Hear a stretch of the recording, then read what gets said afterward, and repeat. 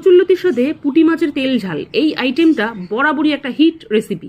এই রেসিপিটা খেয়েছিলাম এক বাঙাল বাড়িতে। ও সেই স্বাদ ভোলার না। বাড়িতে যখন ফ্রেশ পুঁটি আর কচুরলতি দুটোই আছে তাহলে বানিয়ে ফেললাম সেই হিট রেসিপি। প্রথমে বাজার থেকে ফ্রেশ পুঁটি এনে ভালো করে কেটে ধুয়ে নিলাম। এবার নুন হলুদ মাখিয়ে হালকা করে ভেজে নিলাম।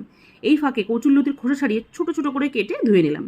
এবার একটা কড়াই নিয়ে কেটে রাখা লতি, বেশ খানিকটা কুচনো পেঁয়াজ, কুচনো টমেটো, পরিমাণ মতো নুন, হলুদ, কাশ্মীরি লঙ্কার গুঁড়ো, বেশ খানিকটা সর্ষের তেল, কাঁচা লঙ্কা, রসুন একসাথে বাটা দিয়ে খুব ভালোভাবে মেখে নিয়ে 10 মিনিট রেস্টে রাখলাম।